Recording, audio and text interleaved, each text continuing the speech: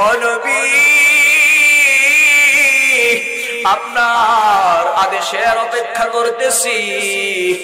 নবী গো একটা বার যদি আপনি আদেশ করেন, আমি বড় বড় পাহাড়গুলোতে নিয়োজিত আছি, এগুলোর দায়িত্বে আছি। আপনি যদি আদেশ করেন আমি একটা চাপা দিব পাহাড় দিয়ে, পুরো তায়েফবাসী নিষ্পেষিত হয়ে যাবে, ধ্বংস হয়ে যাবে।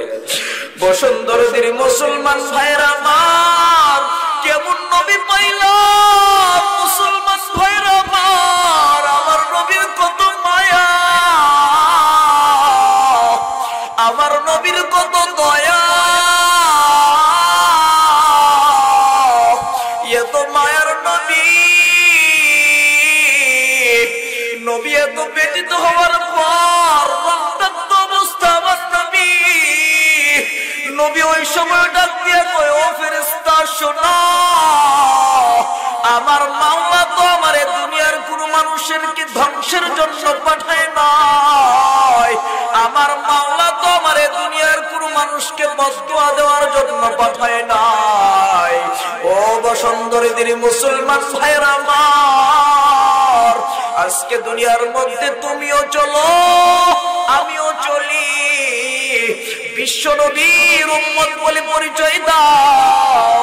বিশ্ব নবীর পরিচয়, বিশ্ব নবীর উম্মত বলে পরিচয় দেওয়ার আগে নিজের আদর্শকে নবীজির আদর্শের মতো করার দরকার আছে না নাই? আর জোরে বলেন আছে না নাই? ও মুসলমান ভাইরা আমার, আজকে সামান্য আমাকে তোমাকে যদি কেউ কথার দ্বারা ব্যথার দ্বারা আঘাত দেয়, মরণ পর্যন্ত অপেক্ষায় থাকি এটা পরিশোধ নেওয়ার জন্য, ঠিক কিনা?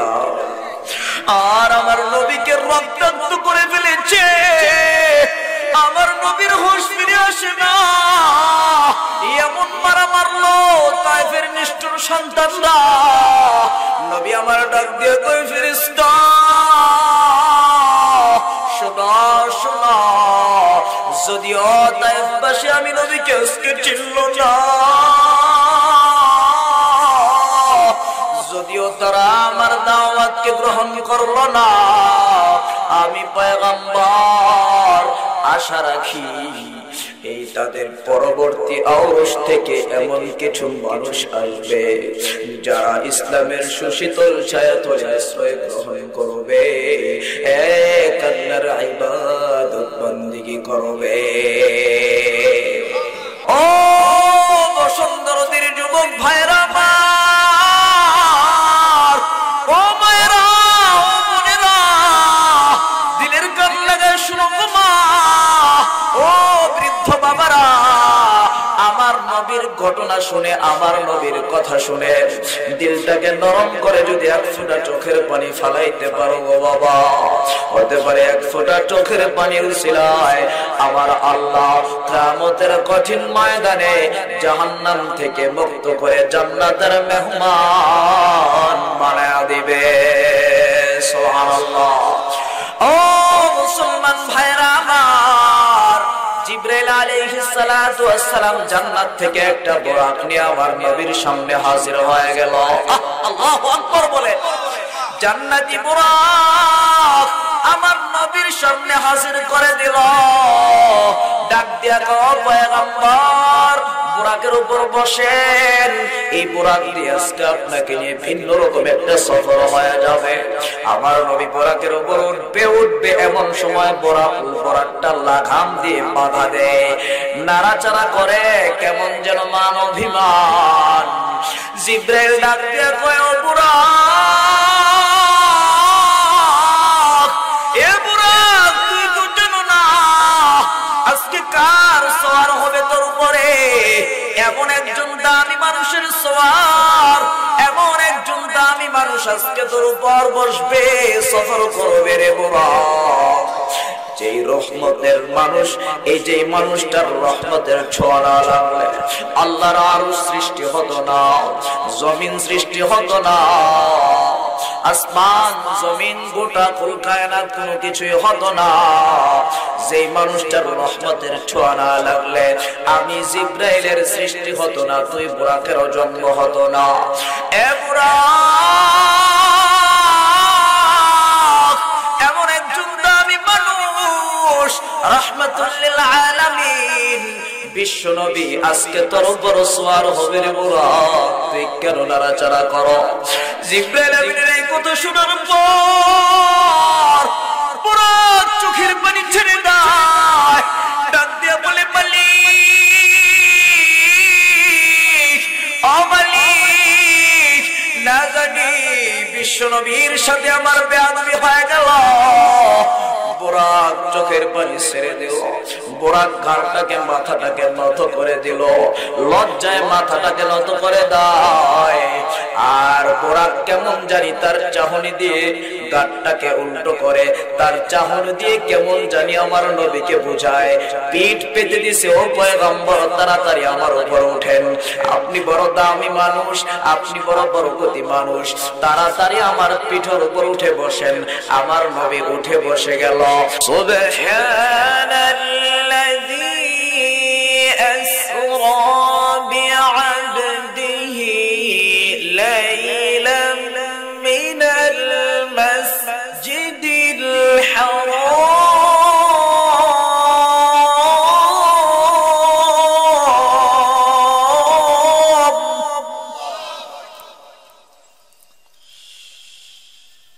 মিনাল মাসজিদিল হারাম ইলাল মাসজিদিল আকসা الذي باركنا حوله لنريه من آياتنا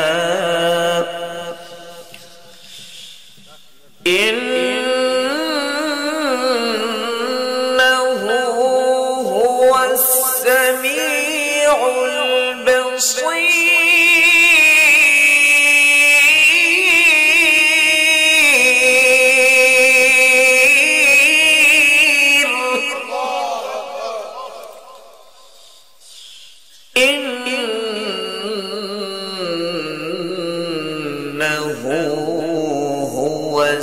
السميع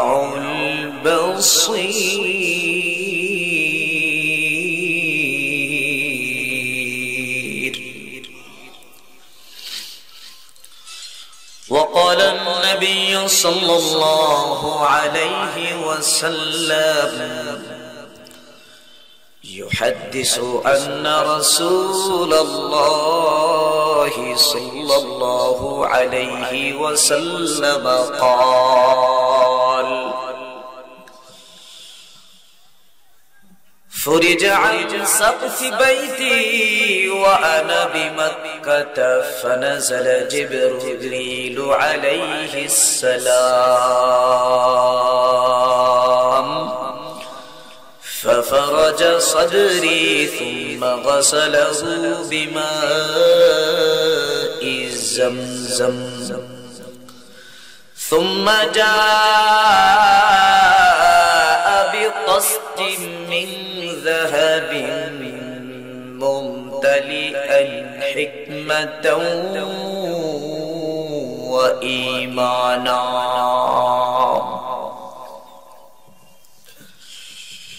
آمنت بالله صدق الله مولانا العظيم وصدق رسوله النبي الكريم ونحن على ذلك لمن الشاهدين والشاكرين والذاكرين والحمد لله رب العالمين. সকলে মুহাব্বতের সাথে জিকির করি লা ইলাহা ইল্লাল্লাহ, জোরে লা ইলাহা থেকে দিল থেকে লা ইলাহা ইল্লাল্লাহ লা ইলাহা ইল্লাল্লাহ জোরে লা ইলাহা ইল্লাল্লাহ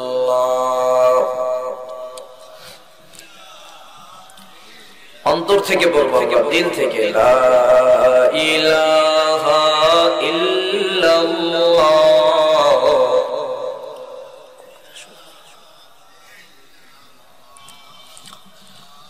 ও বসুন্ধরার মুসলমান ভাইরা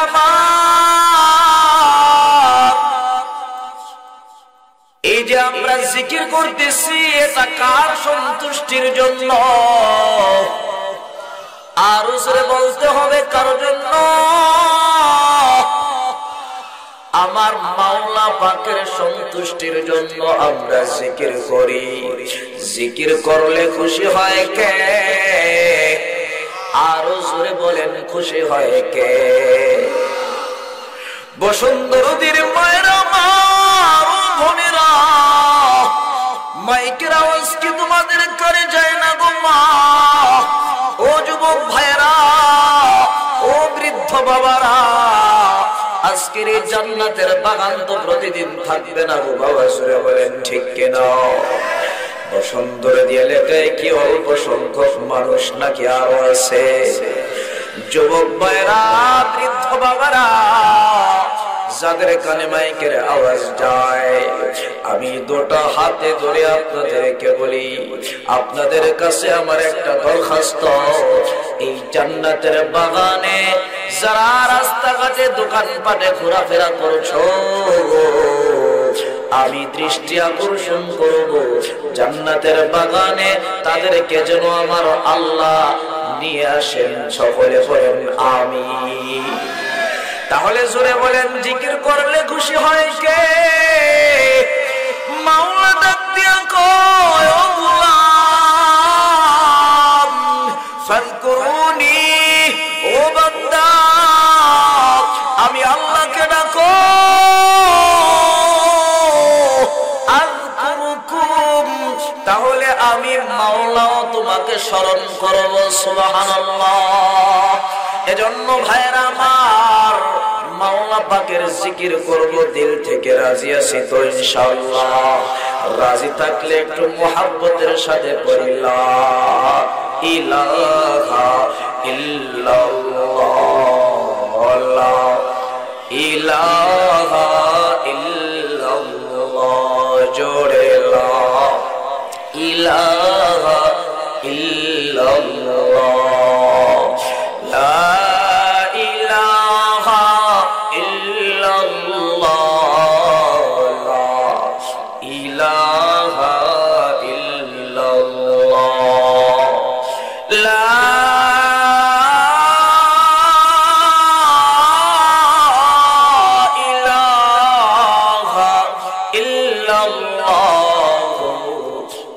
মুহাম্মাদুর রাসূলুল্লাহ সাল্লাল্লাহু আলাইহি ওয়াসাল্লাম আলহামদুলিল্লাহ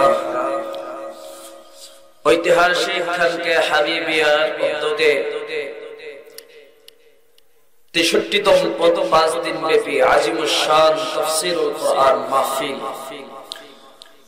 উক্ত মাহফিলে উপস্থিত মুআজ্জাজ মুকাররম হযরত উলামায়ে কেরাম দূর দূরান্ত থেকে আগত ইসলাম প্রিয় সুধী সমাজ পর্দার আড়ালে অবস্থানরত পরম শ্রদ্ধেয় সম্মানিতা মা ও বোনেরা সকলকে আমার পক্ষ থেকে সালাম আসসালামু আলাইকুম ওয়া রাহমাতুল্লাহি ওয়া বারাকাতুহু সর্বপ্রথম সৃষ্টির মহান স্রষ্টা আল্লাহ পাকের দরবারে লাখ কোটি শুকরিয়া যে মহান মালিক আমাকে আপনাকে এলাকার হাজার হাজার মানুষ থেকে মনোনীত করে যাচাই বাছাই করে করুণা করে মায়া করে দয়া করে সকল প্রকার ঝামেলা থেকে মুক্ত রেখে অসুস্থতা থেকে সুস্থ রেখে আজকের এই জান্নাতের বাগানে আসার বসার কিছু কথা বলা ও শুনবার জন্য সুযোগ করে দিয়েছে সেজন্য মহান মনিবের দরবারে শুকরিয়া দান করি আলহামদুলিল্লাহ। আরো জোরে করব আলহামদুলিল্লাহ। মুহতারাম হাজিরিন, এই যে আজকে আপনারা এখানে আসছেন, বসছেন, এই মুহূর্তে আপনাদের জন্য রবের পক্ষ থেকে একটা সুসংবাদ, একটা পুরস্কার রয়েছে। আপনারা শুনলে খুশি হলেন, শুনবেন? আমি কি বলবো? তাহলে বলার আগে আমরা একটু মেহেরবানি করে আমরা একটু ফাঁকা জায়গাগুলো পূরণ করে সামনের দিকে আগে আগে বসি, মজলিসের আদব রক্ষা করে বসি। আমার বাবার বয়সে মুরব্বী আপনারা সবাই, এখানে যারা আছেন প্রায় আমার থেকে মুরব্বী আপনারা। আপনাদেরকে একটু কষ্ট দেব, মেহরবানি করে একটু সামনে আগে আগে বসবেন। আর কেউ উঠাউঠি করবেন না, আশা করি আপনাদের ফায়দা হবে এখানে বসলে, লস হবে না ইনশাআল্লাহ। তো আল্লাহ রাব্বুল আলামিন কোরআনুল কারীমের মধ্যে বলেন, আফামান শারাহাল্লাহু সাদরাহু লিল ইসলাম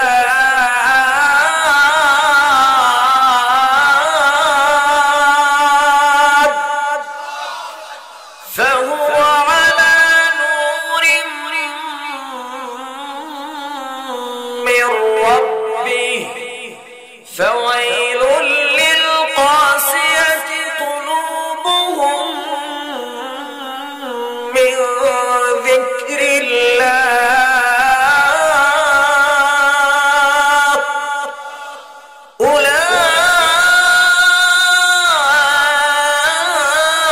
أولئك في ضلال مبين।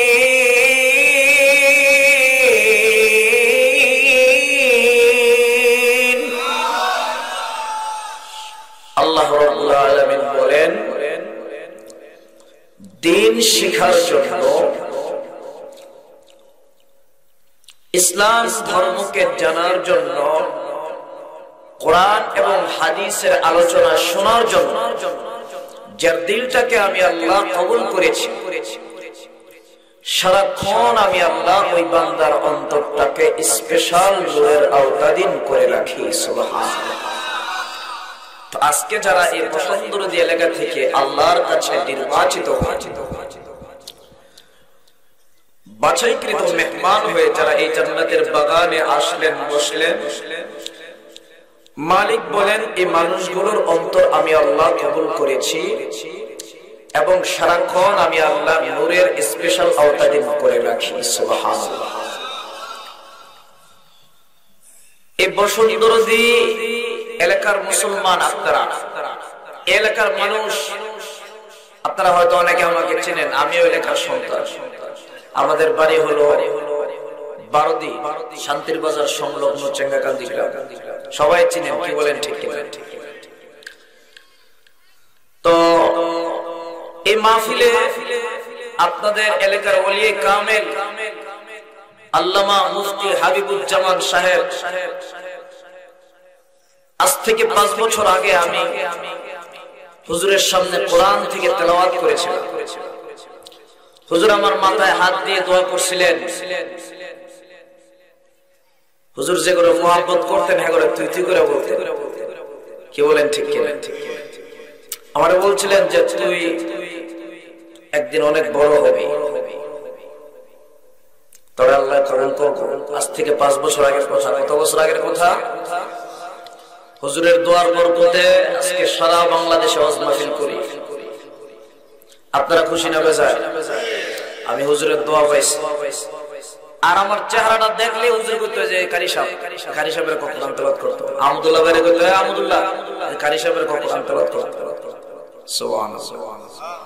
অনেক মহব্বত করতেন। তো আমি আপনাদের মহব্বতের মানুষ, অল্প সময় কিছু কথা বলবো, উঠাউঠি না করে মনোযোগ দিয়ে শুনবেন তো ইনশাআল্লাহ।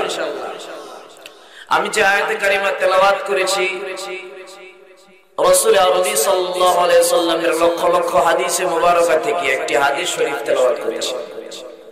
আয়াত ও হাদিসকে সামনে রেখে অল্প সময় কিছু কথা বলবো। আল্লাহ যেন তৌফিক দান করেন, আমিন। আরো জোরে পড়েন আমিন। মুহতারাম হাজিরিন, আজকের বলনেওয়ালার বলা, শুননেওয়ালার শোনা, উভয়টা যেন আমলের নিয়তে হয়। আল্লাহ যেন তৌফিক দান করেন, পড়েন আমিন। মুহতারাম হাজিরিন, মহাগ্রন্থ কুরআনুল কারীম থেকে সূরা বনী ইসরাঈলের একটি আয়াতে কারিমা আমি তেলাওয়াত করেছি। এই আয়াত ও হাদিসকে সামনে রেখে আমি কিছু কথা বলবো। আমরা সকলে জানি আল্লাহর রাসূলের মেরাজ হয়েছে, জোরে বলেন ঠিক কিনা? এই মেরাজের আলোচনা করব আজকে। অনেকে বলে মেরাজ মিথ্যা, ভুয়া। তো কোরআন থেকে, আল্লাহর রাসূলের হাদিস থেকে মেরাজকে আমি প্রমাণিত করব।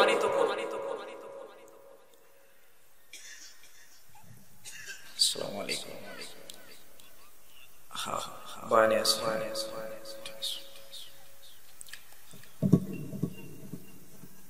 তো আমি 7টা পয়েন্টকে সামনে রেখে কথা বলবো। প্রথমে আমরা জানবো ইসরা এবং মেরাজ কাকে বলে।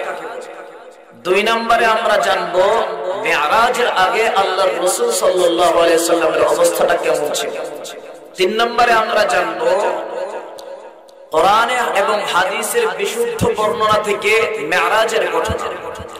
4 নম্বরে আমরা জানবো মেরাজ রজনী থেকে আল্লাহর রাসূল আসার পরে আবু জাহলের সাথে সাক্ষাৎ হয়েছে। ওই সাক্ষাৎকারটা কেমন ছিল সেটা আমরা জানবো। 5 নম্বরে আমরা জানবো মেরাজ থেকে আসার পর কাফের বেঈমানেরা আল্লাহর রাসূলকে উত্তপ্ত করেছে বাইতুল মাকদিসের বর্ণনা দেওয়ার জন্য। কিভাবে আল্লাহর রাসূল বাইতুল মাকদিসের বর্ণনা দিয়েছে সেটা আমরা জানবো। 6 নম্বরে আমরা জানবো মেরাজ রজনীতে আল্লাহর রাসূলের অনেক নবী রাসূলদের সাথে সাক্ষাৎ হয়েছে। তার মধ্যে হযরতে মূসা, ঈসা, আদম আলা নবিয়িনা ওয়া আলাইহিস সালাম, আল্লাহর ফেরেশতা জিবরাইল আলাইহিস সালাম, ইনারা দেখতে কেমন সেগুলো আমরা জানবো।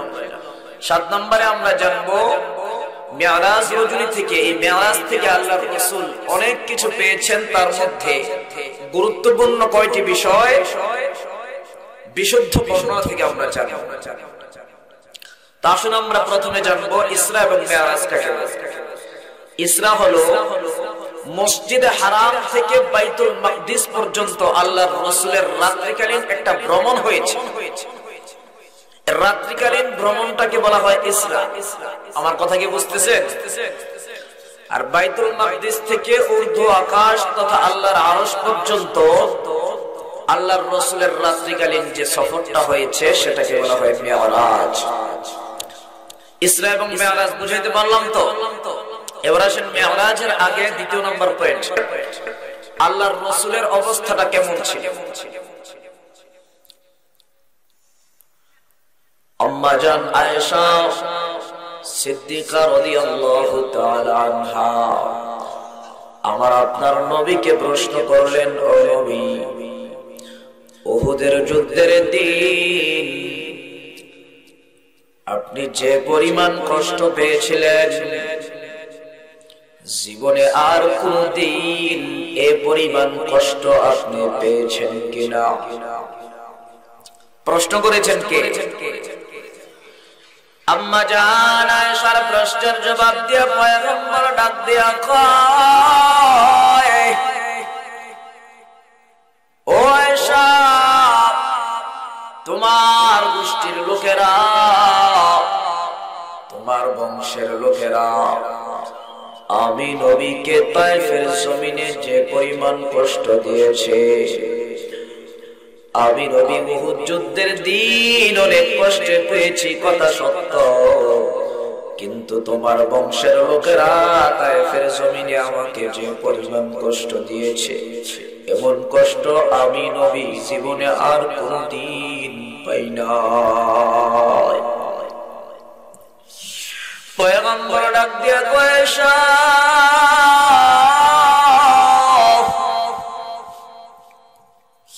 আমি পয়গম্বর নবুয়ত প্রাপ্ত হওয়ার পর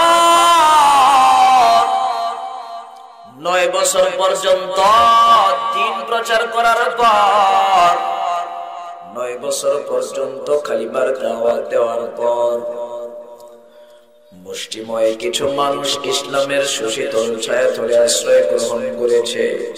আমি নবী ডান দিকে তাকাই, বাম দিকে তাকাই, সামনে তাকাই, পিছনে তাকাই, মক্কার চারিদিকে আমার দুশমন আর দুশমন।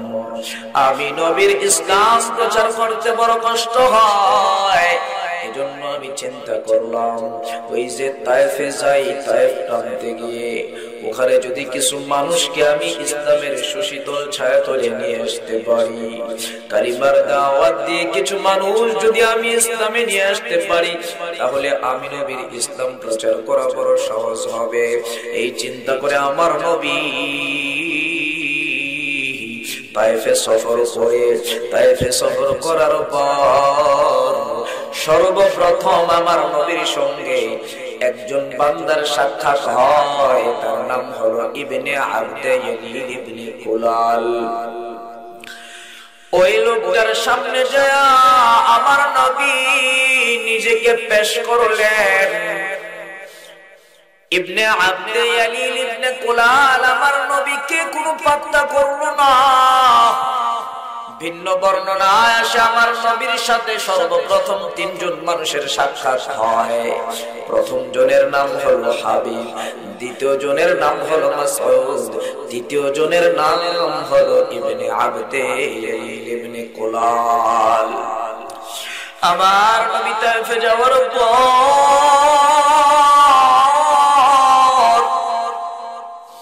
3 বান্দার সামনে যায় আমার নবী যখন দ্বীনের দাওয়াত দেয়, প্রথম বান্দা হাবিব আমার নবীর সঙ্গে বেয়াদবি করে, বলে ও তোমাকে কি আল্লাহ নবী বানায় পাঠাইছে? মক্কায় কি আর আমার আল্লাহ কি কোন লোক পায় নাই? মক্কার সম্ভ্রান্ত বড় বড় পরিবার আছে, ফ্যামিলি আছে, ওখানে আল্লাহ নবী না দিয়া তোমার মতো একটা অসহায় মানুষকে কেন নবী বানাইলো? মক্কায় কত ধনী ধনী মানুষ আছে, সেখানে আল্লাহ নবী না দিয়া তোমারে কেন বানাইলো? মুহাম্মদ তুমি একটা পাগল, তুমি একটা মিথ্যুক, যাও যাও দূর হও, তোমার কথা আমাদের বিশ্বাস হয় না। দ্বিতীয় লোকটা আমার নবীর সাথে কথা বলবে দূরের কথা, নবীর দিকে তাকায়ও চায় না। তৃতীয় লোকটাও আমার নবীর সঙ্গে কোনো কথা বলতে রাজি হয় না। আমার নবী মন্তরে বড় ব্যথা নিয়া এবার সামনের দিকে চলে যায়। যাই অন্যদিকে যায়, দেখি অন্য গোত্রের মানুষগুলো আমার কথা শুনে কিনা। আবার নবী তাদেরকে ছেড়ে একটু অন্যদিকে চলে গেল, সামনের দিকে রওনা হয়ে গেল। এই 3 বান্দা তায়েফের বড় বড় লিডার, তায়েফের বড় মাস্টার, তায়েফের দুষ্ট দুষ্ট সন্তানগুলোকে আমার নবীর পিছনে লিলিয়ে দেয়, বলে যাও যাও মুহাম্মদ পাগল, মুহাম্মদকে তোমরা হত্যা করে দাও। এবার তায়েফের দুষ্ট দুষ্ট ছেলেগুলো আমার নবীকে ধারালো ধারালো পাথর দিয়ে পাথরাঘাত করা শুরু করলো। আমার নবীর শরীর থেকে রক্ত বের হয়ে যায়। কোনোভাবে আমার নবী স্বাভাবিক হতে পারছিল না। আমার নবীর শরীর মোবারক থেকে রক্তের ফোঁটাগুলো টপ টপ করে পড়তেছে। একটা পর্যায়ে আমার নবীর সমস্ত শরীর থেকে রক্ত পড়তে পড়তে পায়ের জুতাগুলো পায়ের তালুর সাথে আঠা লেগে গেছে। নবী আমার বেহুশ হয়ে তায়েফের জমিনের মধ্যে পড়ে যায়। পালক পুত্র যায়েদ ইবনে হারেসা একটা পর্যায়ে আমার নবীকে কাঁধে বড় করে দাঁড় করাইলেন। আবার নবীর যখন হুঁশ ফিরে এলো, এবার আমার নবী একটু সামনে যায় কর্নুস সালিম নামক একটা জায়গায় গিয়ে একটু আশ্রয় নিলেন। নবী আমার আসমানের দিকে তাকায়, আসমানের দিকে তাকায় দেখে মেঘমালা আমার নবীকে ছায়া দেয়। দূর থেকে উতবা সাহেবা আঙ্গুর বাগানের মধ্যে কাজ করতেছে। উতবা সাহেবা তাকায় দেখে, এই দেখো মুহাম্মদকে দেখা যায়। মুহাম্মদ মনে হয় না খেয়ে পড়ে আছে। মুহাম্মদ যদিও আমাদের ধর্মের মানুষ না, কিন্তু মুহাম্মদ তো আমাদের গোষ্ঠীর, আমাদের বংশেরই মানুষ। মনে হয় মুহাম্মদ না খেয়ে পড়ে আছে। উতবা সাহেবা আঙ্গুর বাগানের কর্মচারীদের ডাক দেয়া হয়, এই যাও যাও যাও, ওই দেখো একটা যুবক পড়ে আছে, মনে হয় না খেয়ে পড়ে আছে। একটা পেয়ালার মধ্যে একটু আঙ্গুর নিয়ে, কিছু আঙ্গুর নিয়ে যুবকের সামনে নিয়ে দাও। বলবা আঙ্গুর বাগানের মালিক উতবা সাহেবা পাঠাইছে। এবার আঙ্গুর বাগানের একজন কর্মচারী আঙ্গুর বাগান থেকে এক পেয়ালা আঙ্গুর লইয়া আমার নবীর সামনে যায় হাজির হয়। নবীর সামনে যায় বলে, ও ভাই, ওই যে আঙ্গুর বাগানের মালিক উতবা সাহেবা আপনার জন্য পেয়ালা আঙ্গুর পাঠাইছে, আপনি খেয়ে নেন। নবী আমার 3 দিন পর্যন্ত পেটে কোনো খানা নাই। মুসলমান ভাইরা ক্ষুধার্ত অবস্থায় আমার নবীর পেটে বড় ক্ষুধা। এবার আঙ্গুরের পেয়ালাটা লইয়া বিসমিল্লাহির রহমানির রহিম বলে একটা আঙ্গুর মুখের মধ্যে দিলেন। নবীর সামনে দাঁড়িয়ে থাকা যুবক বিসমিল্লাহ পড়ার দৃশ্যটা দেখে ডাকিয়ে কয়, ভাই আপনার পরিচয়টা জানতে পারিনি। নবী আমার ডাক দিয়ে কয়, তোমার পরিচয় কি? কয়, আমার পরিচয় হলো আমি ঈসা নবীর একজন উম্মত, আমি উতবা সাহেবার আঙ্গুর বাগানে চাকরি করি।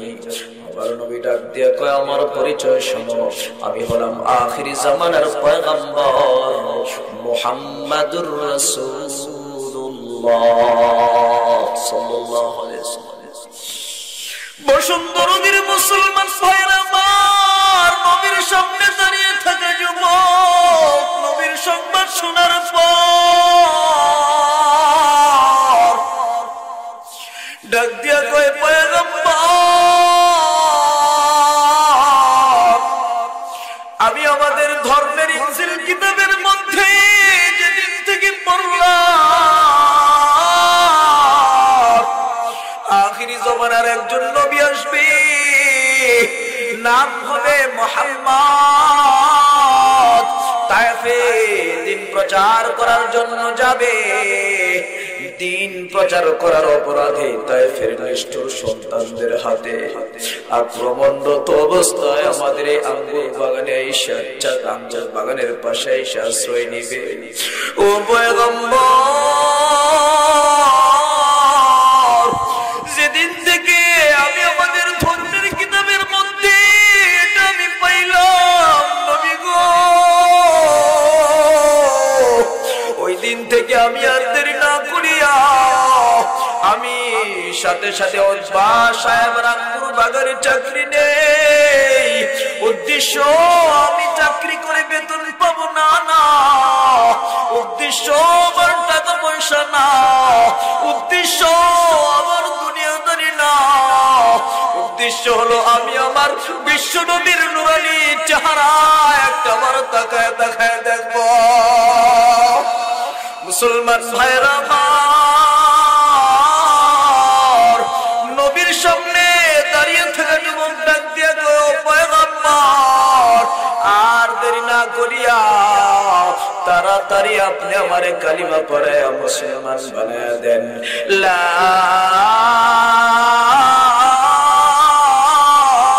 ইলাহা ইল্লাল্লাহ মুহাম্মাদুর রাসূলুল্লাহ। সুবহানাল্লাহ। মুসলমান ভাইরা আমার, ওই যে কর্নুস সালিম নামক জায়গায় আমার নবী দাঁড়ায় রইলেন। ফানাজারতু, আসমানের দিকে আমার নবী নজর করলেন। ফাইদা ফিহা জিবরিল, ওই যে একটা মেঘমালা আমার নবীকে ছায়া দেয়, ওই মেঘমালার দিকে আমার নবী তাকায় দেখে জিবরাইল দেখা যায়। জিবরাইল আমার নবীর সামনে এসে হাজির, ডাক দিয়া কয়, ও পয়গম্বর, এই যে আমার সাথে একজন ফেরেশতা আসছে, তায়েফের চারিদিকে যত বড় বড় পাহাড়গুলো আছে, এই পাহাড়ে নিয়োজিত একজন ফেরেশতা নিয়ে আসছে, আপনার সাথে কথা বলবে। ফেরেশতা আমার নবীর সামনে এসে সালাম দিয়া কয়, আসসালামু আলাইকুম ওয়া রাহমাতুল্লাহ। ইয়া রাসূলুল্লাহ, নবী গো, এতক্ষণ পর্যন্ত তাকায় তাকায় দৃশ্যগুলো দেখলাম, তায়েফের নিষ্ঠুর সন্তানরা আপনাকে নির্মম ভাবে আঘাত করেছে। ও নবী, আপনার আদেশের অপেক্ষা করতেছি। নবী গো, একটা বার যদি আপনি আদেশ করেন, আমি বড় বড় পাহাড়গুলোতে নিয়োজিত আছি, এগুলোর দায়িত্বে আছি। আপনি যদি আদেশ করেন, আমি একটা চাপা দিব পাহাড় দিয়ে, পুরো তায়েফবাসী নিষ্পেষিত হয়ে যাবে, ধ্বংস হয়ে যাবে। বসুন্ধরদের মুসলমান ভাইরা আমার, কেমন নবী পাইলাম। মুসলমান ভাইরা আমার, আমার নবীর কত মায়া, আমার নবীর কত দয়া, এত মায়ার নবী। নবী এত ব্যতীত হওয়ার পর রক্তাক্ত অবস্থা আমার নবী। নবী ওই সময় ডাক দিয়ে কয়, ও ফেরেশতা শোনো, আমার মাওলা তো আমার দুনিয়ার কোন মানুষের কি ধ্বংসের জন্য পাঠায় নাই, আমার মাওলা তো আমার দুনিয়ার কোন মানুষকে বদদুয়া দেওয়ার জন্য পাঠায় নাই। ও বসুন্ধরীদের মুসলমান ভাইরা আমার, আজকে দুনিয়ার মধ্যে তুমিও চলো, আমিও চলি, বিশ্ব নবীর উম্মত বলে পরিচয় দাও। বিশ্ব নবীর পরিচয়, বিশ্ব নবীর উম্মত বলে পরিচয় দেওয়ার আগে নিজের আদর্শকে নবীজির আদর্শের মতো করার দরকার আছে না নাই? আর জোরে বলেন, আছে না নাই?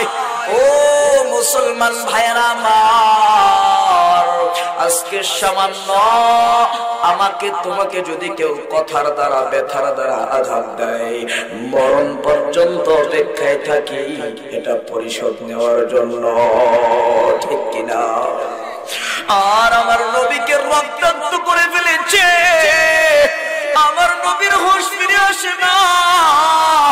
এমন মারা মারলো তায়েফের নিষ্ঠুর সন্তানরা। নবী আমার ডাক দিয়ে কই, ফেরেশতা শোনা শোনা, যদিও তায়েফবাসী আমি নবীকে আজকে চিনল না,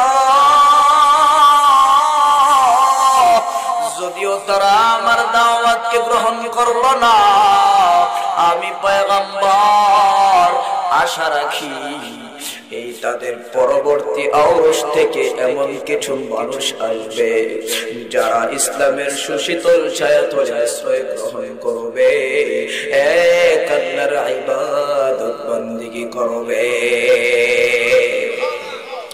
মুসলমান ভাইরা আমার, আমার নবীর আদর্শ হলো এটা। আর আজকের মুসলমানদের সামান্য কথার দ্বারা ব্যথার দ্বারা আঘাত দিলে মরণ পর্যন্ত অপেক্ষায় থাকে পরিশোধ নেওয়ার জন্য, আছে না নাই? আর জোরে বলেন, আছে না নাই? ভাইরা আমার নবী এবার কর্নুস সালিম নামক জায়গায় দাঁড়ায় আল্লাহর কাছে বলতেছে, আল্লাহ আপনি আমারে কোথায় পাঠাইলেন? কাদের কাছে আল্লাহ আপনি আমারে ছেড়ে দিলেন? মালিক, তারা তো আমার কথা শুনে না, তারা তো আমাকে বুঝতে চায় না, তারা তো আমাকে চেনে না, কাদের মাঝে আমাকে ছেড়ে দিলে? তো নবীজি যখন আল্লাহর কাছে এভাবে কাকুতি মিনতি করে এই কথাগুলো বলতেছে, আল্লাহ নবীর এই কথার জবাব কথার মাধ্যমে না দিয়ে কর্মের মাধ্যমে দিয়েছেন। বলে কিভাবে দিয়েছেন?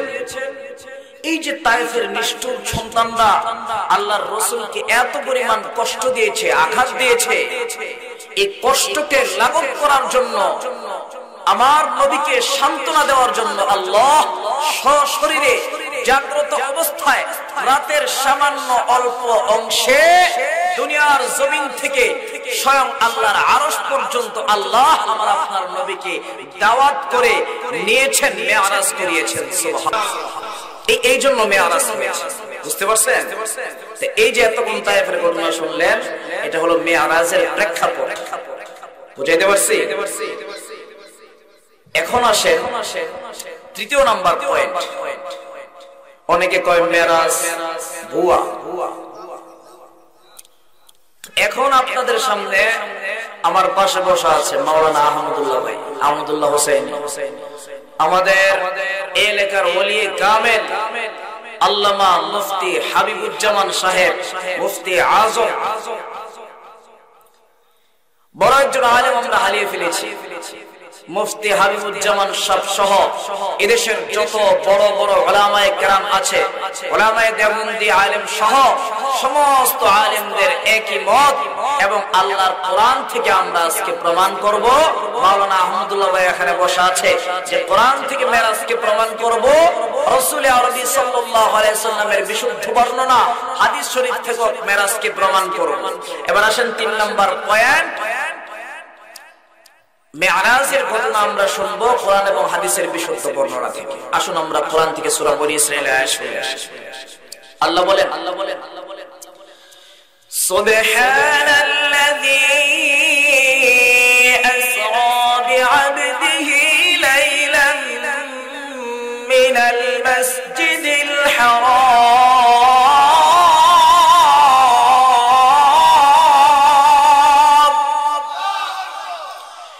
ليلا من المسجد الحرام إلى المسجد الأقصى الذي باركنا حوله لنريه من آياتنا إنه هو السميع البصير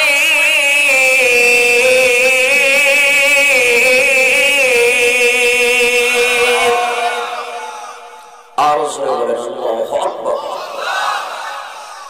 ভাইরাম সুবহানাল্লাযী আসরা বি'আবদিহি লাইলান মিনাল মাসজিদিল হারামি ইলাল মাসজিদিল আকসা। পবিত্র ওই মহান সত্তা যিনি তার বান্দাকে রাত্রিকালীন ভ্রমণ করিয়েছেন মসজিদে হারাম থেকে বাইতুল মাকদিস পর্যন্ত। আল্লাহ বলেন, আল্লাযী বারাকনা হাওলাহু, আমি আমার বান্দা মুহাম্মদুর রাসূলুল্লাহকে যখন এই রাত্রিকালীন ভ্রমণটা করিয়েছিলাম, তার চারিদিকে বরকতময় একটা পরিবেশ করেছিলাম। লিনুরিয়াহু মিন আয়াতিনা, কেন করিয়েছিলাম? আমি আমার নিদর্শন সমূহ আমার হাবিবকে দেখানোর জন্য। সুবহানাল্লাহ। কোরআন থেকে মেরাজ পাইছেন? এবার আসেন বিশুদ্ধ বর্ণনা থেকে, হাদিস শরীফ থেকে আমরা জানি। নবীজি বলেন, ইউহাদ্দিসু আন্না রাসূলুল্লাহি সাল্লাল্লাহু আলাইহি ওয়াসাল্লাম قال فرج عن سقف بيتي وانا بمكة। আমার নবী বলেন, আমি একদিন মক্কার একটা ঘরে শুয়ে আছি। ফানাজালা জিবরিল আলাইহিস সালাম, আমি ওই ঘরের ছাদের দিকে তাকায় দেখলাম ঘরের ছাদ দুভাগ হয়ে গেল, ছিদ্র হয়ে গেল। দেখলাম ওই ছিদ্র দিয়া জিবরাইল আলাইহিস সালামের আগমন হচ্ছে। জিবরাইল আমিন ছাদ ছিদ্র করে আগমন করে আমার নবীকে বুঝাইলেন, ও নবী, অন্য সময় আমি তো আপনার কাছে স্বাভাবিক অবস্থায় আসি, আজকে যেহেতু একটু ভিন্নভাবে আসলাম, অস্বাভাবিক অবস্থায় আসলাম, বুঝতে হবে আজকে আপনার সাথে অস্বাভাবিক ভিন্ন রকম একটা ঘটনা ঘটে যাবে। আল্লাহু আকবার। ফাফারাজা সাদরি, জিবরাইল আমিন আয়েশা আমার নবীর বক্ষ বিদীর্ণ করে ফেলল। সুম্মা গাসালাহু বিমাই যামযাম, এবার জিবরাইল আমার নবীর বক্ষ বিদীর্ণ করে জমজমের পানি দ্বারা আমার নবীর ভিতরটাকে ভালো করে ওয়াশ করে নিলেন, ধৌত করে নিলেন, পুত পবিত্র করে নিলেন। সুম্মা জাআ বিতাসতিন মিন যাহাবিন মুমতালিইন হিকমাতাও ওয়া ঈমানা, জিবরাইল আমিন আসার সময় একটা স্বর্ণের পেয়ালা নিয়ে আসলো। এই স্বর্ণের পেয়ালার মধ্যে হিকমত আর ঈমান দিয়ে ভরপুর ছিল। আমার নবীর ভিতরে হিকমত আর ঈমান ঢোকায়া দিল। ঢোকায়া দেওয়ার পর আবার সেলাই করে দিল, জোড়া লাগায় দিল। রক্ত বের হয় নাই, ব্যথা পায় নাই। ওই তখন থেকে ওপেন হার্ট সার্জারি শুরু হয়ে গেল। ও বসুন্ধরার মুসলমান ভাইরা আমার, বর্তমান পৃথিবীর মধ্যে ওপেন হার্ট সার্জারি হয় কি হয় না? এ মুসলমান ভাইরা আমার, সমস্ত সার্জিক্যাল বিশেষজ্ঞরা এই ওপেন হার্ট সার্জারিটাই করে থাকে ভাইরা আমার। এরকম একটা ওপেন হার্ট সার্জারি আমার আল্লাহ আজ থেকে ১,৫০০ বছর আগে আমার আপনার নবীকে করিয়েছেন। বর্তমান সময়ে ওপেন হার্ট সার্জারি করতে গেলে দুনিয়ার ডাক্তারের প্রয়োজন হয়, যন্ত্রের প্রয়োজন হয়। তখনও ডাক্তারের প্রয়োজন হয়েছে, যন্ত্রের প্রয়োজন হয়েছে। বলে কেমন ডাক্তার, কেমন যন্ত্র? এখনের ডাক্তার তখনের ডাক্তার, এখনের যন্ত্র তখনের যন্ত্র এক সমান না। বলে আমার নবীর ওপেন হার্ট সার্জারি করেছে, ডক্টর ছিলেন জিবরাইল আলাইহিস সালাম, আর রূহানি যন্ত্র ছিল আমার মাওলা পাকের অর্ডার। সুবহানাল্লাহ। ও বসুন্ধরার যুবক ভাইরা আমার, ও মায়েরা, ও বোনেরা, দিলের কান লাগায় শুনো মা, ও বৃদ্ধ বাবারা, আমার নবীর ঘটনা শুনে, আমার নবীর কথা শুনে দিলটাকে নরম করে যদি এক ফোঁটা চোখের পানি ফালাইতে পারো গো বাবা, হতে পারে এক ফোঁটা চোখের পানির উসিলায় আমার আল্লাহ কিয়ামতের কঠিন ময়দানে জাহান্নাম থেকে মুক্ত করে জান্নাতের মেহমান বানায়া দিবে। সুবহানাল্লাহ। ও মুসলমান ভাইরা আমার, জিবরাইল আলাইহিস সালাতু ওয়াস সালাম জান্নাত থেকে একটা বুরাক নিয়ে আমার নবীর সামনে হাজির হয়ে গেল। আল্লাহু আকবার বলে। জান্নাতি বুরাক আমার নবীর সামনে হাজির করে দিল। ডাক দিয়া কও পয়গম্বর, বুরাকের উপর বসেন। এই বুরাক দিয়ে আজকে আপনাকে নিয়ে ভিন্ন রকম একটা সফর হয়ে যাবে। আমার নবী বুরাকের উপর উঠবে এমন সময় বুরাকটা লাগাম দিয়ে বাধা দেয়, নাড়াচাড়া করে, কেমন যেন মান অভিমান। জিবরাইল ডাক দিয়া কয়, ও বুরাক, এ বুরাক, তুই তো জানো না আজকে কার সওয়ার হবে তোর উপরে? এমন একজন দামি মানুষের সওয়ার, এমন একজন দামি মানুষ আজকে তোর উপর বসবে, সফর করবে রে বুরাক।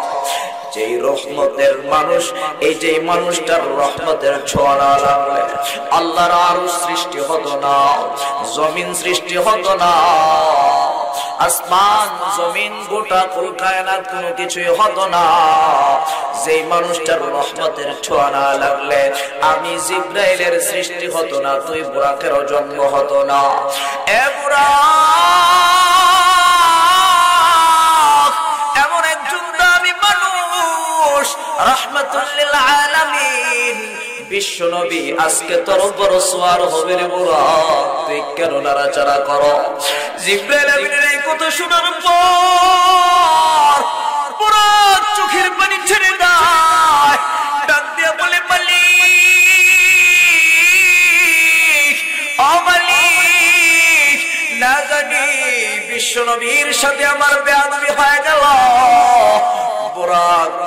ভয় ছেড়ে দিল। বোরাক ঘাড়টাকে মাথাটাকে নত করে দিল, লজ্জায় মাথাটাকে নত করে দেয়। আর বোরাক কেমন জানি তার চাহনি দিয়ে গাড়টাকে উল্টো করে, তার চাহনি দিয়ে কেমন জানি আমার নবীকে বুঝায়, পিঠ পেতে দিছে, ও পয়গম্বর তাড়াতাড়ি আমার উপর ওঠেন, আপনি বড় দামি মানুষ, আপনি বড় বরকতি মানুষ, তাড়াতাড়ি আমার পিঠের উপর উঠে বসেন। আমার নবী উঠে বসে গেল। এই বসুন্ধরীদের মুসলমান ভাইয়েরা আমার, এই বোরাকের চলার গতি স্পিড কেমন ছিল দুনিয়ার জমিনে? এই ভাই, বিজ্ঞানরা গবেষণা করেছে, আবিষ্কার করেছে, বিদ্যুতের গতি স্পিড হলো 1,86,000 কিলোমিটার স্পিডে বিদ্যুতের গতি। সুইচে টিপ দিতে দেরি হয়, আমার আপনার চাওয়ার আগে বাতি জ্বলে যায়, জোরে কোন ঠিক কিনা? আর মানুষের চোখের পলকের স্পিড কেমন? এই দুনিয়ার জমিন থেকে কোটি কোটি মাইল উপরে সূর্য, ওই সূর্যের দিকে আমরা একবার নজর করে দেখি, নজর করতে দেরি হয়, ওখানে আমার আপনার চোখে সূর্য আসতে দেরি হয় না, জোরে বলেন ঠিক কিনা? এখানে 1 সেকেন্ড 2 সেকেন্ড সময়ও লাগে না। আবার এই সূর্যের চাইতে কোটি কোটি মাইল উপরে হলো তারকা। ওই তারকার দিকে যখন রাতের অন্ধকারে আমরা তাকাই, তাকাইতে দেরি হয়, তারকা আমাদের চোখে আসতে দেরি হয় না, জোরে বলেন ঠিক কিনা? মুসলমান ভাইরা আমার, তাহলে পৃথিবীর মানুষের চোখের স্পিড হলো, বান্দার নজরের স্পিড হলো দুনিয়ার জমিন থেকে তারকা পর্যন্ত। ও মুসলমান ভাইরা আমার, মুসলমান ভাইরা, মানুষের চোখের দৃষ্টি যেখানে গিয়ে শেষ হয়, বোরাক এক একটা কদমে এক একটা লাফ দিয়া এত দূর পর্যন্ত চলে যায়। আল্লাহু আকবার বলেন। আমার নবীকে বোরাক সওয়ার করিয়া এবার এক চোখের পলকের মাধ্যমে, চোখের পলকে মুহূর্তের মাধ্যমে মসজিদে হারাম থেকে বাইতুল মাকদিসে চলে গেল। বাইতুল মাকদিসে যাওয়ার পর ওখানে আমার নবী যায় 2 রাকাত নামাজ আদায় করে নিল। জিবরাইল ফেরেশতা 2টা পেয়ালা দিয়ে আমার নবীর সামনে খানা নিয়ে হাজির হয়ে গেল। এক পেলায় হলো শরাব মদ, আরেক পেলায় হলো দুধ। আল্লাহু আকবার বলেন। জিবরাইল ডাক দিয়া কয়, ও নবী, ঊর্ধ্ব আসমানে আমরা সফর করব, সফরের আগে একটু নাস্তা করে নেন। আমার নবী এবার নাস্তা করবে, নাস্তা করার আগে, পান করার আগে জিবরাইল বলে, নবী পেলা হলো 2টা, যে কোনো একটা থেকে পান করেন, যেটা আপনার পছন্দ সেখান থেকে পান করেন। আমার আল্লাহ এই আখির উম্মতের উপর কত বড় ইহসান করেছেন, কত বড় মেহেরবান করেছেন। আল্লাহর কি ইহসান, আল্লাহর কি কুদরতি খেলা। আমার নবী ওই দুধের পেয়ালা থেকে পান করলো। জিবরাইল আমিন সাথে সাথে বলে, আলহামদুলিল্লাহিল্লাযী হাদাকা লিল ফিতরা। ও পয়গম্বর, আল্লাহ আপনার উপর বড় ইহসান করেছে, আল্লাহ আপনার উম্মতের উপর বড় মেহেরবান করেছে। ও পয়গম্বর, আজকে যদি আপনি এই দুধের পেয়ালা থেকে পান না করে শরাবের পেয়ালা থেকে পান করতেন, তাহলে আপনার সমস্ত উম্মতগুলো পথভ্রষ্ট হয়ে যাইত, গোমরা হয়ে যাইত। ও নবী, দুধের পেয়ালা থেকে পান করে আপনি আপনার উম্মতের উপর বড় ইহসান করেছেন, বড় দয়া করেছেন। আজকে আপনি দুধ পান করলেন, কিয়ামত পর্যন্ত আপনার যত উম্মত আসবে তারা ইলম শিখবে, হাদিস শিখবে, ইসলাম ধর্ম শিখবে। সুবহানাল্লাহ। এবার ভাইরা আমার, জিবরাইল ফেরেশতা আমার আপনার নবীকে লইয়া আবার চোখের পলকে বোরাক দিয়া প্রথম আসমানে চলে যায়। প্রথম আসমানে যাওয়ার পর আসমানে গেট প্রবেশ করার যে গেট আছে, গেটের সামনে যায় ঠক ঠক করে নক দেয়, আসসালামু আলাইকুম ওয়া রাহমাতুল্লাহ, অনুমতি চায় আল্লাহর আসমানে প্রবেশ করবে।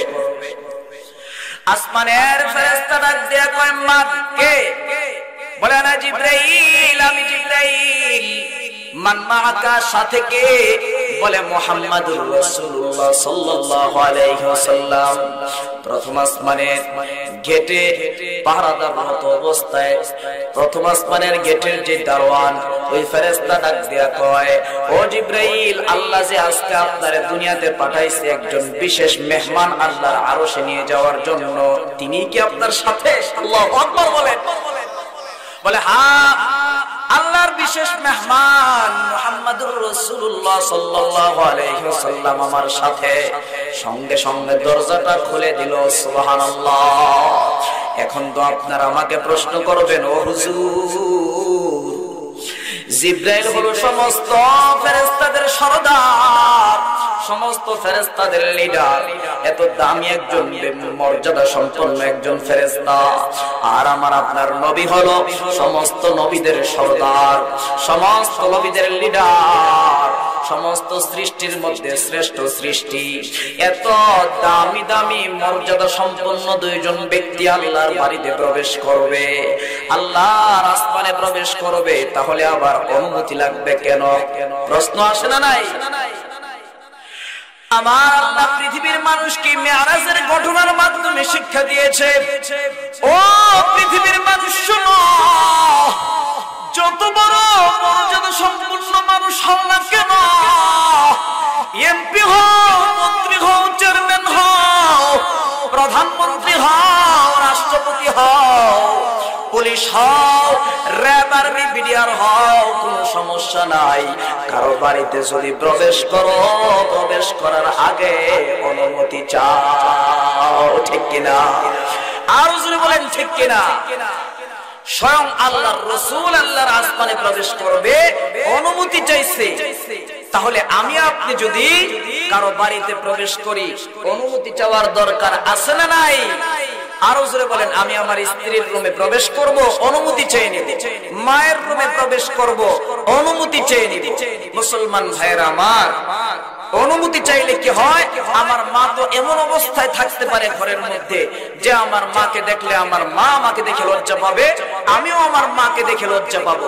এজন্য প্রত্যেকের রুমে, প্রত্যেকের ঘরে, বাড়িতে প্রবেশ করার আগে অনুমতি লওয়ার দরকার আছে না নাই? আছে না নাই?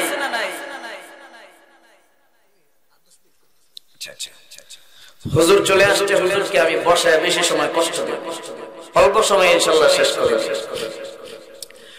এবার মুসলমান ভাইরা আমার, একটা কথা মনে রাখবেন, প্রত্যেকটা আসমানে উঠবে জিবরাইল আমার নবীকে নিয়ে, আর প্রত্যেক আসমানের ফেরেশতাদের কাছে অনুমতি চাবে। এবার প্রথম আসমানের মধ্যে হযরতে আদম আলা নবিয়িনা ওয়া আলাইহিস সালামের সাথে আমার আপনার নবীর সাক্ষাৎ হয়ে গেল। নবীজি তাকায় দেখে আদম নবীর ডান দিকে কিছু মানুষ, বাম দিকে কিছু মানুষ।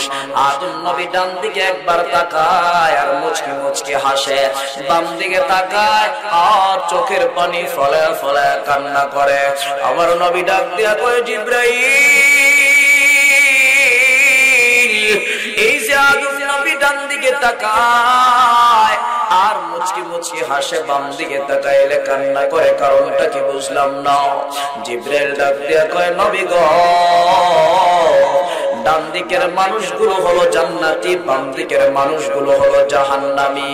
বাবা জান্নাতি সন্তানগুলোর দিকে তাকায়, অন্তরটা আনন্দে ভরে যায়, মুচকি মুচকি হাসে।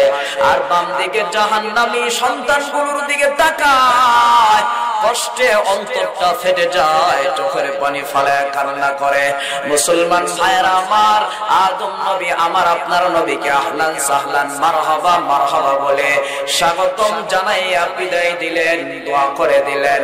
এবার আমার আপনার নবী ওই বোরাকটার মধ্যে সফর করে আবার এক চোখের পলকে দ্বিতীয় আসমানে চলে যায়। আল্লাহু আকবার বলেন। দ্বিতীয় আসমানে যাওয়ার পর ওখানে যাইয়া হযরত ঈসা আলাইহিস নাবিয়িনা ওয়া আলাইহিস সালামের সাথে সাক্ষাৎ হয়ে যায়, হযরতে ইয়াহইয়া নবীর সাথেও সাক্ষাৎ হয়ে যায়। দুইজনের সাথে সাক্ষাৎ হওয়ার পর তারা আমার নবীকে মারহাবা মারহাবা বলে স্বাগতম জানায় বিদায় দিলেন। আবার চোখের আরেক পলকে তৃতীয় আসমানে চলে যায়। তৃতীয় আসমানে যাওয়ার পর ওখানে হযরতে ইউসুফ পয়গম্বরের সাথে সাক্ষাৎ হয়ে যায়। ইউসুফ নবীর চেহারা এত সুন্দর, মায়ের নবী ইউসুফ নবীর চেহারার দিকে তাকাইয়া বলে, আমার তো মনে হয় ইউসুফ নবীর চেহারা আল্লাহ এত সুন্দর করে বানাইছে, গোটা পৃথিবীর অর্ধেক সৌন্দর্য ইউসুফ নবীর চেহারায় ঢাইলা দিছে। সুবহানাল্লাহ। ইউসুফ নবী আমার আপনার নবীর জন্য দোয়া করে দিলেন। নবী আবার চতুর্থ আসমানে চলে যায়। ওখানে যাওয়ার পর হযরতে ইদ্রিস আলাইহিস সালামের সাথে সাক্ষাৎ হয়ে যায়। পঞ্চম আসমানে যাওয়ার পর হযরতে হারুন আলাইহিস সালাতু ওয়াস সালামের সাথে সাক্ষাৎ হয়ে যায়। ওখানে আমার নবী হারুন নবীর সাথে সাক্ষাৎ করে ষষ্ঠ আসমানে চলে যায়। ষষ্ঠ আসমানে চোখের পলকে যাওয়ার পর ওখানে মুসা পয়গম্বরের সাথে সাক্ষাৎ হয়ে যায়। মুসা নবী আমার আপনার নবীর জন্য একটু দোয়া করে দিলেন। এবার আমার আপনার নবী সপ্তম আসমানে চলে যায়। সপ্তম আসমানে যাওয়ার পর আমার আপনার নবী তাকায় দেখেন একটা মানুষ মসজিদুল মামুরের মধ্যে এভাবে হেলান ধরে দাঁড়িয়ে আছে। হেলান দিয়ে আমার আপনার নবী ডাক দিয়া কয়, জিবরাইল, এই মানুষটাকে বলে, এটাই তো হলেন আপনার, এটাই তো হলো আপনার পিতা হযরতে ইব্রাহিম আলাইহিস সালাতু ওয়াস সালাম। ও মুসলমান ভাইরা আমার, ওই সপ্তম আসমানের উপরে একটা মসজিদ আছে, মসজিদুল মামুর। বাইতুল্লাহ শরীফ থেকে সোজা বরাবর সপ্তম আসমানের উপরে হলো মসজিদে মামুর। ওই মসজিদে মামুরটা হলো এমন একটা মসজিদ, ওই মসজিদে আল্লাহর প্রতিদিন আল্লাহর ফেরেশতাদের মধ্য থেকে 70,000 ফেরেশতারা তাওয়াফ করে। আজকে যে 70,000 ফেরেশতা তাওয়াফ করে গেল, কিয়ামত পর্যন্ত তারা আর সুযোগ পাবে না। আগামীকালকে নতুন আবার 70,000 ফেরেশতা এসে তাওয়াফ করে। পরশুদিন আবার 70,000 নতুন ফেরেশতা এসে তাওয়াফ করে। একদিন যে 70,000 ফেরেশতারা আসলো গো, কিয়ামত পর্যন্ত এই 70,000 ফেরেশতার সুযোগ পাবে না, সিরিয়াল পাবে না। একটু হিসাব মিলা দেখো আমার মাওলা পাকের কাছে কত কোটি কোটি ফেরেশতা। আল্লাহু আকবার বলে। ভাইরা আমার, ইব্রাহিম নবী আমার আপনার নবীকে বলে, ও পয়গম্বর, জান্নাতের ভিতরে, জান্নাতের জমিনটা হলো বরকতপূর্ণ সমৃদ্ধ জমিন, সুমিষ্ট পানি আছে জান্নাতের ভিতরে। জান্নাতের জমিনটা হলো সমতল ভূমি। ও পয়গম্বর, আপনি আপনার উম্মতকে বলবেন তারা যেন জান্নাতের ভিতরে গাছ লাগায়। আল্লাহু আকবার বলেন। নবী আমার বলেন, জান্নাতে আমার উম্মত কেমনে গাছ লাগাবে? ইব্রাহিম নবী ডাক দিয়া কয়, আপনার উম্মতের এত দাম, আপনার উম্মতের তো এত মর্যাদা, আপনার উম্মত যদি একবার পড়ে সুবহানাল্লাহ, আলহামদুলিল্লাহ, লা ইলাহা ইল্লাল্লাহ, আল্লাহু আকবার, আপনার কোন উম্মত যদি এই শব্দগুলো পাঠ করে, সাথে সাথে আমার মাওলা জান্নাতের ভিতরে জান্নাতি একটা গাছ লাগায়া দেয়। সুবহানাল্লাহ। ও মুসলমান ভাইরা আমার, এবার আমার আপনার নবী সিদরাতুল মুনতাহা এমন একটা জায়গা, সিদরাতুল মুনতাহা হলো সমাপ্ত। দুনিয়ার জমিন থেকে আসমান পর্যন্ত নবী রাসূল ওলি আউলিয়া আল্লাহর যত ফেরেশতা আছে, আল্লাহর যত সৃষ্টি আছে, আল্লাহর সমস্ত সৃষ্টির জ্ঞান হলো সিদরাতুল মুনতাহা পর্যন্ত। ওই সিদরাতুল মুনতাহার উপরে আর কি হয় কেউ বলতে পারে না আমার আল্লাহ ছাড়া। ওই সিদরাতুল মুনতাহাটা হলো আল্লাহর আরশের ডান পাশে সিদরাতুল মুনতাহা পর্যন্ত আমার আপনার নবী সফর করে আমার আল্লাহর সঙ্গে সাক্ষাৎ হওয়ার পর আল্লাহ আমার নবীকে সর্বপ্রথম 50 ওয়াক্ত নামাজ দিয়েছেন। জোরে বলেন কয় ওয়াক্ত? আমি সংক্ষেপ করছি। আমার একজন মুরব্বী, উস্তাদ সমতুল্য মুরব্বী কাজী মারুফ বিল্লাহ সাহেব আজকের মাহফিলের প্রধান বক্তা, হুজুরকে আমি কষ্ট দেব না। 50 ওয়াক্ত নামাজ দেওয়ার পর আবার আমার আপনার নবী যখন চলে আসতেছেন, ষষ্ঠ আসমানে আসার পর মুসা নবীর সাথে সাক্ষাৎ হয়ে গেল। মুসা নবী কয়, ও নবী, আল্লাহর কাছে যাওয়ার পর আল্লাহ আপনারে কি দিছে? কয় 50 ওয়াক্ত নামাজ দিছে। কয় যান যান তাড়াতাড়ি আল্লাহর কাছে, এটা আপনার উম্মত পারবে না। মুসলমান ভাইরা আমার, হাদিসের বর্ণনায় আসছে, এবার মুসা নবী আল্লাহর কাছে যখন আমার আপনার নবীরে পাঠাইলেন, ওখানে যাওয়ার পর আল্লাহ 5 ওয়াক্ত কমায় দিয়েছে। হাদিসের বর্ণনাটা হলো, একবার আমার আপনার নবী মুসা নবীর কাছে আসে, নবী বলে আবার যান গিয়ে এখন কমায় দেওয়ার জন্য। হাদিসের বর্ণনা হলো, একবার মুসা নবীর কাছে আমার আপনার নবী আসে, আরেকবার আল্লাহর কাছে যায়, আবার আসে, আবার আল্লাহর কাছে যায়। সর্বশেষ 45 ওয়াক্ত কমায় দেওয়ার পর 5 ওয়াক্ত বাকি আছে। 5 ওয়াক্ত লইয়া মুসা নবীর সঙ্গে যখন আবার সাক্ষাৎ হয়, মুসা নবী কয়, এবার কয় ওয়াক্ত দিছে? বলে 5 ওয়াক্ত। বলে বনি ইসরাইলকে আমি কঠিন ভাবে পরীক্ষা করেছি, এই 5 ওয়াক্ত আপনার উম্মতের উপর বড় কষ্ট হয়ে যাবে। মুসা নবীর কথাই সত্য। জোরে বলেন ঠিক কিনা? 5 ওয়াক্ত পড়তে তো আমাদের জান বার হয়ে যায়। জোরে বলেন ঠিক কিনা? তো আমার আপনার নবী লজ্জায় আর আল্লাহর কাছে গেলেন না, যে এবার যদি 5 ওয়াক্ত রাইখা দেয় তো খালি হাতে যাইতে হবে, উম্মতের জন্য কি নিয়ে যাব? এবার আমার আপনার নবী মেরাজ শেষ করে দুনিয়ার জমিনে চলে আসলেন। আসার পর মসজিদে হেরাম শরীফের সাথে আমার নবী হেলান দিয়ে দাঁড়িয়ে আছে। পরের দিন সকালবেলা আবু জাহেল আমার নবীরে দেখলে একটা খোঁচা মারে। আবু জাহেল কয়, হাল মিন খবরিন মুহাম্মদ, কোন খবর আসেনি? নবী কয়, চাচা খবর আছে, গুরুত্বপূর্ণ খবর আছে। বলে কি খবর বলো? বলে খবরটা হলো এই যে গতকাল রাত্রে আমার আল্লাহ আমারে মসজিদে হারাম থেকে বাইতুল মাকদিস পর্যন্ত সফর করিয়েছে। বাইতুল মাকদিস থেকে স্বয়ং আল্লাহর আরশ পর্যন্ত সপ্তম আসমানের উপরে আমারে সফর করিয়েছে। আবু জাহেল অবাক হয়ে গেল, বলে তাই নাকি? বলে হ। বলে এটা কবের ঘটনা? বলে এই যে গেল রাত্রের ঘটনা। আবু জাহেল কয়, এতদিন মনে করছিলাম, আমি নিজে মনে করছিলাম মুহাম্মদে মনে হয় পাগল। এখন আজকে তোমার এই কথা যদি সমাজের মানুষ শুনে, তাহলে সবাই তো তোমারে পাগল বলবে, মেন্টাল বলবে। নাউজুবিল্লাহ। আবু জাহেল এই কথা পাইছে একটা সুযোগ, আজকে মুহাম্মদরে পছানোর জন্য একটা ভালো সুযোগ পাইছে। সারা গ্রামের মধ্যে এলান করে দিল এই খবর। এক পর্যায়ে সিদ্দিক আকবর হযরতে আবু বকরের কান পর্যন্ত পৌঁছে গেল। আবু বকরের কাছে যায় বলে, আবু জাহেল, যে শুনছো, যেই নবীর কাছে বায়াত গ্রহণ করছো, যেই নবীর মুরিদ হইছো তুমি, যেই নবীর উম্মত, তোমাদের নবী এই কথা বলছে। নবীর মুখে বলছে? বলে হ্যাঁ। বিশ্বাস না হলে চলো মুহাম্মদের কাছে তোমার লয়ে যাই। বলে আবু জাহেল শোনো, আমার নবী যদি এমন কোন কথা বলে থাকে, তাহলে আমার নবীর কাছে আমার যেতে হবে না। আমার নবীর মুখে যদি নবী এই কথা বলে থাকে, তাহলে আমি আবু বকর এটা বিশ্বাস করে নিলাম। সুবহানাল্লাহ। এটাকেই বলা হয় ঈমান। ঈমানের দৃঢ়তা কেমন ছিল? নবীজির কাছে একবার জিজ্ঞাসা না করে নবীজির জবান থেকে যেহেতু কথাটা বের হয়েছে, বিশ্বাস করে নিয়েছে।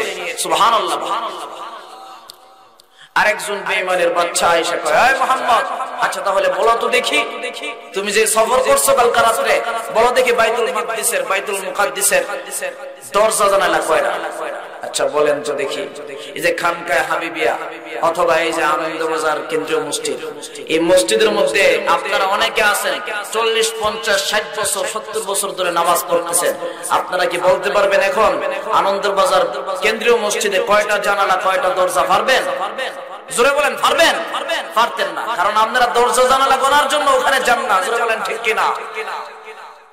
তো আল্লাহর রাসূলকে যখন এমন কঠিন প্রশ্ন করলো, আমার আপনার নবী মসজিদে হেরাম শরীফের সাথে হেলান দিয়ে চিন্তা করতেছে, আজকে মনে হয় এই বেঈমানের বাচ্চা কাছে ফেল করব। কি প্রশ্ন করছে, এই প্রশ্নের জবাব কেমনে দিব? আমার আপনার নবী দাঁড়ায় দাঁড়ায় চিন্তা করতেছে, হঠাৎ আল্লাহ রাব্বুল আলামিন আল্লাহ বলেন, ও জিবরাইল, এই বেঈমানের বাচ্চাদের সামনে যেন আমার নবী লজ্জিত না হয়, পরাজয় বরণ না করে, যাও যাও তাড়াতাড়ি বাইতুল মাকদিস পুরোটা মসজিদ আমার নবীর সামনে সুন্দর করে ধরো, ঘুরে ঘুরে ধরো। সুবহানাল্লাহ বলেন। আমার আপনার নবীর চোখের সামনে বাইতুল মাকদিস ভেসে গেল। নবীজি একটা একটা করে গনে গনে গনে ওই বেঈমানের বাচ্চাদেরকে জবাব দিয়ে বিজয় লাভ করেছে। সুবহানাল্লাহ। তো মুহতারাম হাজিরিন, আমি আর লম্বা করতে চাই না, হুজুরে চলে আসছে। এই মেরাজ থেকে আল্লাহর রাসূল কি কি পাইলেন? অনেক কিছু পেয়েছেন, তার মধ্যে গুরুত্বপূর্ণ হলো তিনটা বিষয়। 1 মিনিটে আমি শেষ করে দেব। আমার উস্তাদ সমতুল্য একজন মুরব্বি বসে আছে, বেয়াদবি করব না। 1 নাম্বার হলো 5 ওয়াক্ত নামাজ নিয়ে আসছেন আমার আপনার জন্য। আল্লাহ বলেন, ও নবী, আপনার উম্মতকে 5 ওয়াক্ত নামাজ দিয়েছি 50 ওয়াক্ত নামাজ। আপনার উম্মত যদি সঠিকভাবে এই 5 ওয়াক্ত নামাজ পড়ে, তাহলে নামাজ পড়বে 5 ওয়াক্ত, সওয়াব দিব 50 ওয়াক্ত নামাজের। সুবহানাল্লাহ। 2 নাম্বার হলো সূরা বাকারার শেষ 2 আয়াত। কোন বান্দা যদি সূরাতুল বাকারার শেষ 2 আয়াত তেলাওয়াত করে রাতে ঘুমায়, তাহলে ফজর পর্যন্ত আল্লাহ রাব্বুল আলামিন ওই বান্দার উপর আল্লাহর রহমত বরকত নাযিল করতে থাকে। সুবহানাল্লাহ। ওই রাতে বান্দা মারা গেলে শুধু জান্নাতের মাঝখানে বাধা থাকবে, শুধু মৃত্যুটা, মরতে দেরি হবে, বান্দা জান্নাতের নাজ নিয়ামত ভোগ করতে দেরি হবে না। সুবহানাল্লাহ। 3 নাম্বার হলো, নবী আপনার কোন উম্মত যদি আমি আল্লাহর সাথে শিরক না করে আর যত গুনাহ আছে করার পর যদি তওবা করে, আমি আল্লাহ আপনার উম্মতকে মাফ করে দেব। সুবহানাল্লাহ। যে কথাগুলো বলেছি ভুল ত্রুটি ক্ষমা করে বুঝার এবং আমল করার তৌফিক দান করেন, পড়েন আমিন। ওয়া আখিরু দাওয়ানা আলহামদুলিল্লাহি রাব্বিল আলামিন। আসসালামু আলাইকুম ওয়া রাহমাতুল্লাহি ওয়া বারাকাতুহু।